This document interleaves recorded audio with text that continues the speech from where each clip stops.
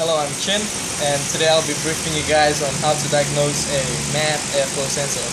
Today we'll be working on a Range Rover with a hot wire type MAF sensor, mass airflow sensor, which is located after the air cleaner but before the throttle body.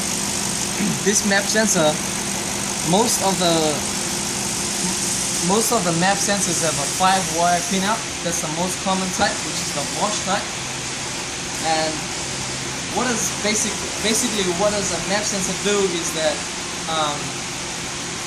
it measures the amount of airflow that's going into the engine and sends a voltage signal to the ECU, telling the ECU the amount of air that's entering the engine, and then the ECU would send signal to the injectors to add more fuel, spray more fuel into the combustion chamber for more power.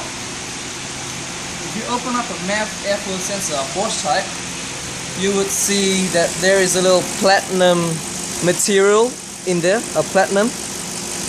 This platinum material is the heated variable resistor that changes its resistance due to airflow, which therefore when there's airflow, it will cool this platinum down, which is creating a higher resistance, which therefore your signal voltage will be higher compared to less airflow.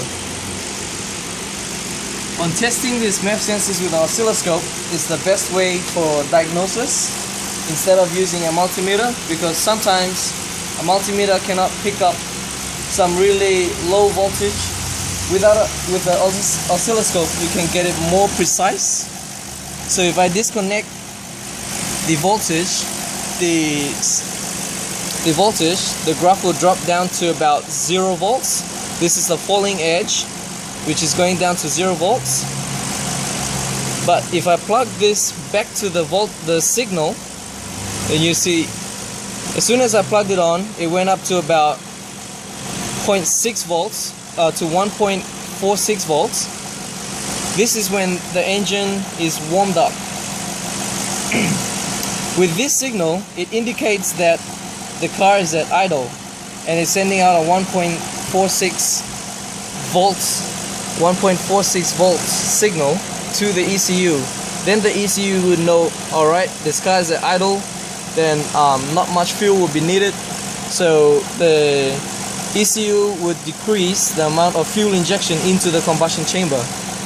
So what I'll do is that I'll give it a quick rev to see if this MAF sensor is operating according to the throttle position.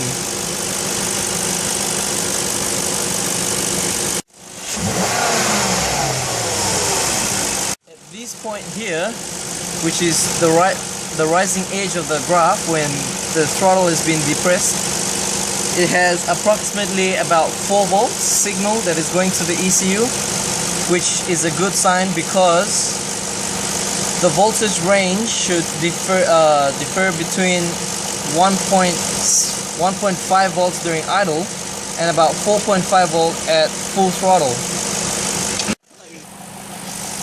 Once the graph reaches maximum and the driver let the accelerator pedal go, then the throttle body will close, so therefore there will be less vacuum in the intake pipe, so therefore the voltage signal will drop really quick down here, but then it will gradually drop here because the throttle body doesn't close straight away. It takes a little time for it to close. And what if we create an air leak? What if we create an air leak in this system, and let's see what the MAF airflow sensor will pick up.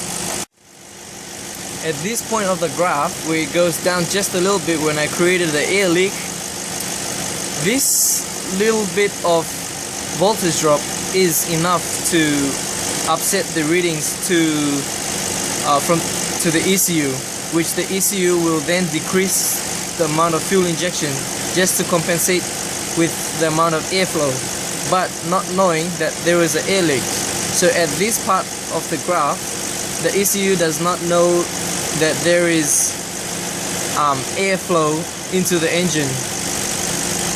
Doesn't know the little bit amount of excessive airflow, which therefore causes the engine to run a little bit lean at this point.